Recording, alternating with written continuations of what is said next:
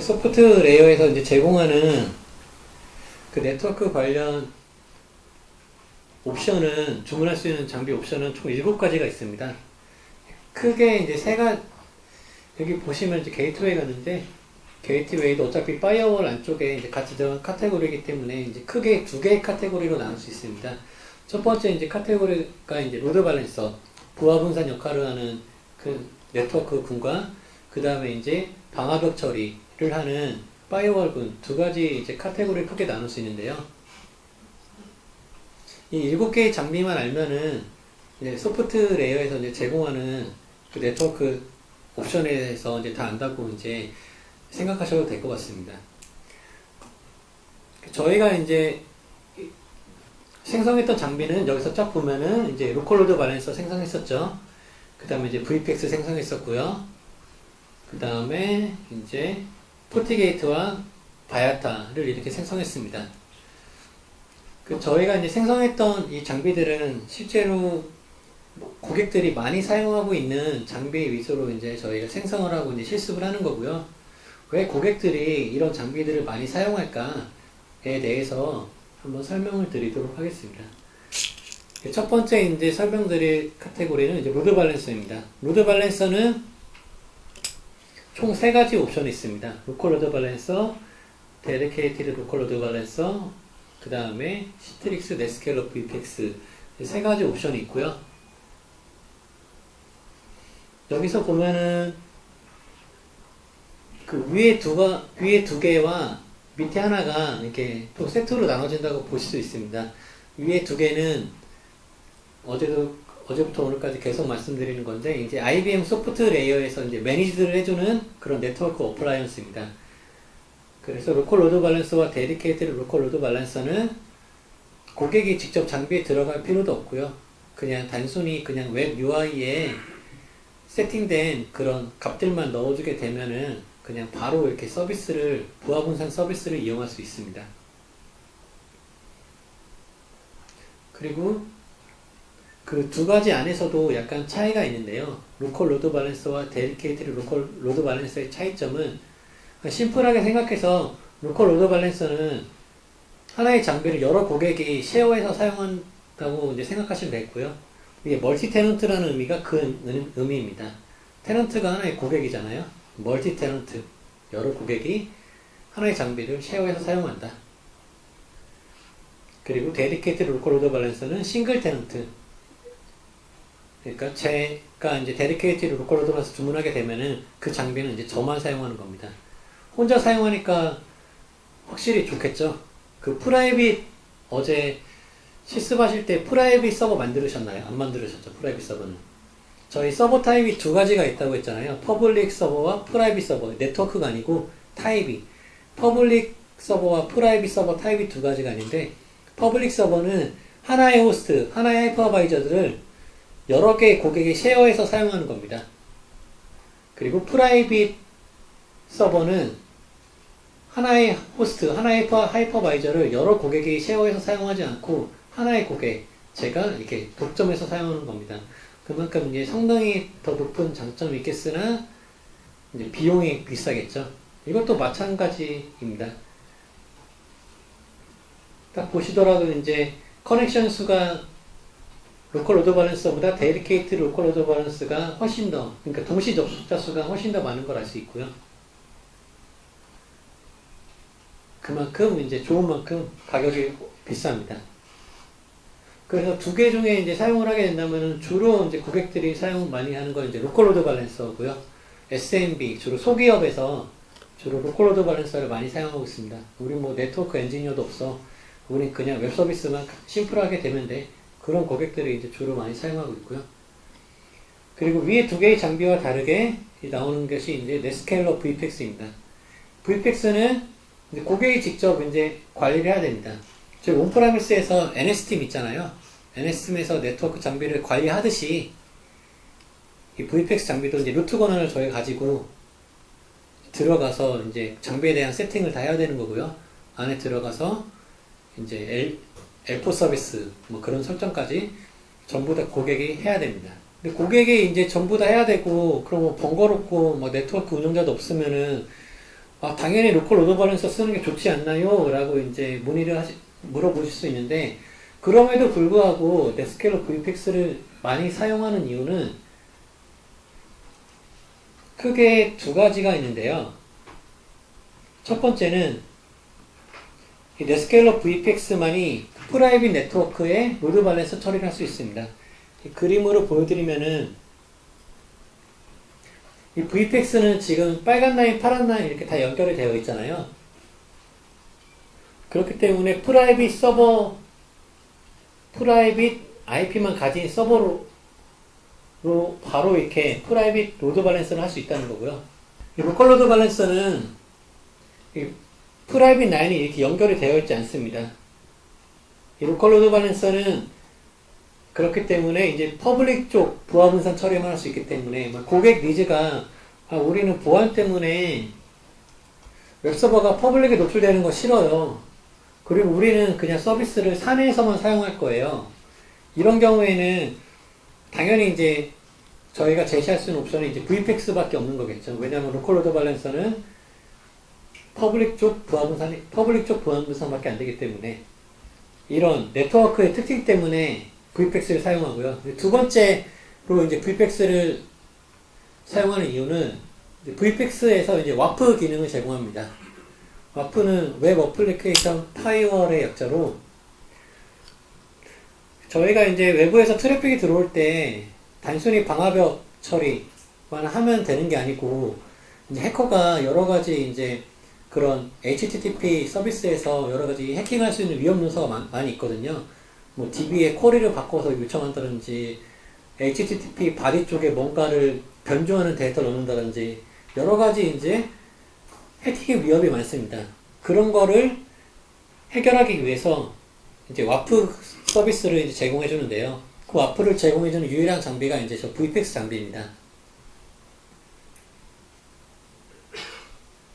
저 VPX 장비만이 와프를 제공하기 때문에 고객이 우리는 와프는 꼭 있어야 돼.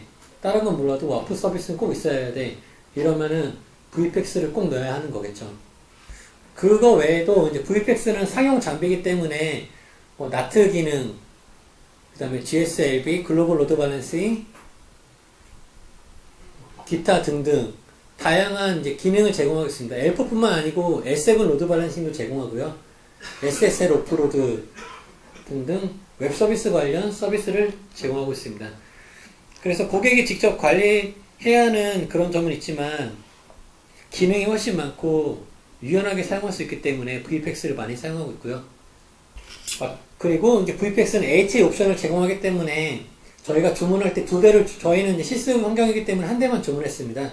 실 운영 환경에서는 이제 두 대를 주문해서 두 대를 이제 HA 설정을 할 수가 있고요. 그 의미는 이제 1번 VPX 서버가 죽는다고 해서 서비스가 중단되지 않고 바로 2번으로 넘어가기 때문에 서비스 연속성이 보장된다는 의미를 말하는 거고요. 그렇기 때문에 위에 그 두 개의 장비보다는 VPX를 지금 고객분들이 이제 많이 사용하고 계십니다. 다음으로 이제 설명드릴 거는 이제 파이어월입니다.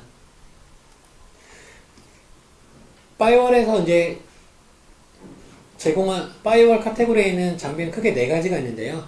하드웨어 파이어월, 데디케이티드 하드웨어 파이어월, 포티게이트, 바이오탄.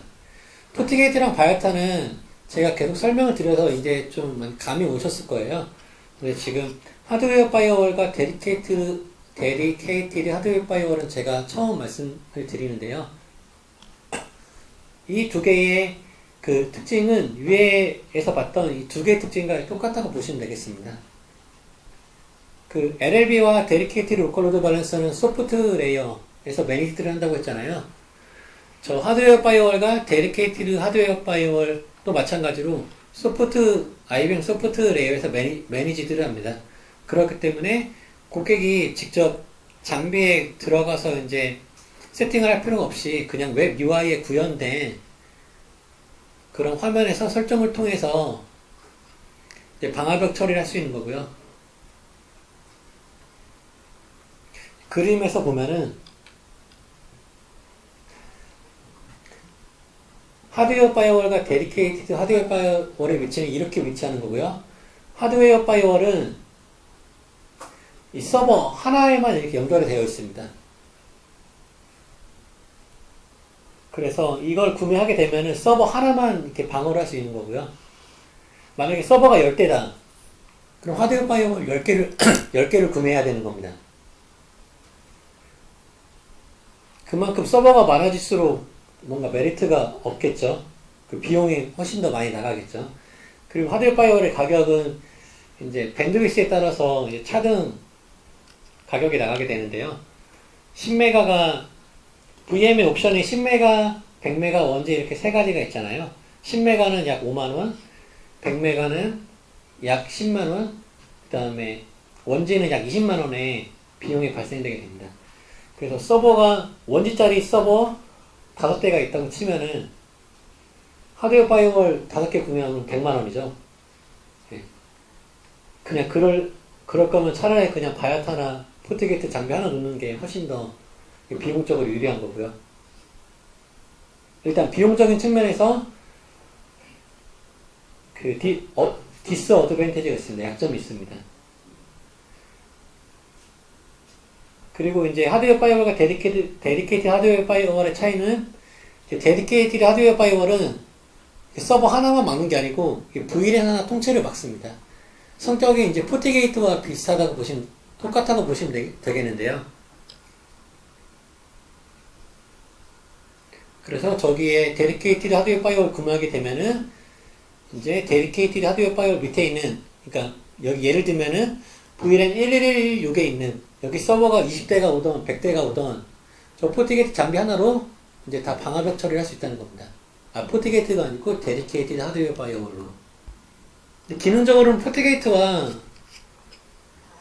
비슷해 보이는데 왜 포트게이트를 많이 쓰고 이 데디케이티드 하드웨어 파이어월을 많이 쓰지 않냐면은, 그것도 크게 한 두 가지 정도의 차이점이 있습니다. 기능적인 차이점 때문에 이제 포트게이트를 많이 사용하고 있습니다. 첫 번째는 이 포트게이트에서는 인바운드, 아웃바운드 트래픽을 모두 다 컨트롤할 수 있습니다. 반면에 얘네 하드웨어 파이어월과 데디케이티드 하드웨어 파이어월은 인바운드 처리만 가능하고 아웃바운드 처리는 안 됩니다. 그래서 외부에서 들어오는, 그러니까 외부에서 웹서버로 들어오는 거는 방화벽 처리할 수 있겠지만 이제 서버에서 외부 나갈 때도 방화벽 처리할 케이스가 생기거든요.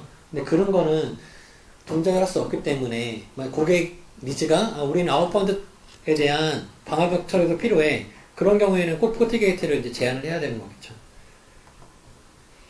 그리고 또 하나의 이제 가장 큰 차이점이자 포트게이트를 사용하는 이유는, 포트게이트에서는 이제 IDS, IPS, 웹필터링, 안티바이러스, 보안 세트를 제공합니다. 반면에 이제 데디케이티드 하드웨어 파이어월과 하드웨어 파이어월은 그냥 단순히 그 방화벽 처리만 하는 역할만 하기 때문에 다른 보안 기능은 없거든요. 그래서 고객이 우리는 보안이 꼭 필요하고 보안 중에서도 IDS, IPS가 필요해. 이런 경우에는 저 포트게이트를 이제 꼭 넣어야 되는 겁니다. 실제로 저 보안 요건 때문에 저 포트게이트를 이제 선택하는 고객이 상당히 많이 있고요. 저희 사내 시스템 같은 경우에도 저 포트게이트가 들어가 있습니다. 그리고 이제 설명드린 방화벽 장비이자 게이트웨이 장비는 바야타입니다. 포트게이트는 좋습니다. IDS, IPS도 있고 퍼블릭 쪽 다 막을 수 있고 좋지만, 포트게이트의 특징 중에 하나는 지금 그림에서 보면은 빨간 라인에만 연결이 되어 있잖아요. 그렇기 때문에 이 파란 라인, 프라이빗 라인에 대한 방화벽 처리는 할 수 없습니다. 포트게이트는. 그렇기 때문에 저 포트게이트가 아니고 이 프라이빗 라인에 대한 방화벽 처리를 하기 위해서 고객이 우리는 온프라미스와 연동해서 이제 사용하고 있고 프라이빗 네트워크만 사용하고 있어. 그래서 온프라미스에서 오는 트래픽을 방화벽처럼 좀 차단하고 싶어. 이런 컨트롤 할래. 이런 경우에는 이제 바야타가 꼭 들어가야 되는 겁니다. 다른 파이어월 장비 중에 프라이빗 네트워크를 컨트롤할 수 있는 건 없고요. 그래서 바야타를 통해서 이제 프라이빗 네트워크를 컨트롤할 수 있는 거고, 바야타의 장점 중에 하나가 아까도 설명드렸지만 그림에서 보면은 이런 식으로 바야타에서는 이 퍼블릭 VLAN도 연결해서 방화벽 처리를 할 수 있습니다. 이게 가장 큰 장점이라고 할 수 있겠는데요. 그래서 고객이 우리는 IDS, IPS가 필요 없고 다른 보안 처리는 그냥 우리가 알아서 처리할 수 있어. 그리고 우리는 비용적으로 좀 더 많이 세이브를 했으면 좋겠어. 이런 고객의 경우라면은 바야타 한 대로 그냥 모든 VLAN을 다 방화벽 처리할 수 있습니다. 바야타 한 대에 다 연결을 해서, 그러니까 웹 쪽으로 들어가는 퍼블릭 라인도 바야타를 통해서 갈 수 있게끔 할 수 있고, 프라이빗 쪽도 바야타를 통해서 갈 수 있게끔 설정을 할 수 있습니다. 그래서 이런 이유 때문에 저희 네트워크 장비 중에 바야타를 이제 가장 많이 사용하고 있고요. 저희가 지금 구축하는 내용은 지금 저희가 바야타 주문했잖아요. 주문함과 동시에 이렇게 VLAN이 연결되어 있는 상태는 아니고요. 지금 바야타가 주문되었고 상태는 이렇다고 보시면 되겠습니다. 아까 VPX와 포티게이트는 주문과 동시에 저렇게 바로 연결이 되거든요. 연결이 되어 있는 상태지만 바야타는 이렇게 떨어져 있는 상태고, 이 바야타에 VLAN을 연결해주는 이 작업이 필요합니다. 그래서 바야타를 이제 처음 접하시는 분들은 뭐 이런 게 좀 어렵고 복잡하다라고 하시는데, 오늘 이제 강의에서는 제가 아주 쉽게 설명을 드릴 거고요. 그래서 실습을 통해서 이제 이따가 이제 VLAN을 이렇게 연결하는 작업을 이렇게 진행을 할 겁니다. VLAN 연결하고 이제 방화벽 처리하는 실습까지 할 거고요. 지금까지 설명드린 이 7개의 네트워크 서비스 오퍼링에 대해서, 이 7가지 서비스 오퍼링이 그 소프트웨어의 전부 다이고요. 이것만 알면은 고객의 니즈에 맞게 이거 넣고 뭐 이거 빼고 저거 빼고 이렇게 해서 다 구성을 하실 수 있으실 겁니다. 그래서 이제 설명만 들으시면은 이제 감이 안 오잖아요. 감이 안 오고 뭐 이걸 왜 써야 되는지 모르겠으니까, 저희가 이제 점심 먹고 나서부터는, 오후부터는 이제 바로 실습을 진행하도록 하겠습니다. 그래서 각 장비에 들어가서 어떻게 하면은 부하부산 처리할 수 있고, 어떻게 하면은 방화벽 처리를 할 수 있으며, 어떻게 하면은 뭐 이런 네트워크 장비를 사용할 수 있는지에 대해서 실습하는 과정도 같이 진행할 거니까요. 그 7가지 장비에 대해서는 이제 누구보다 이제 잘 아시는 그런 전문가가 될 거라고 생각됩니다.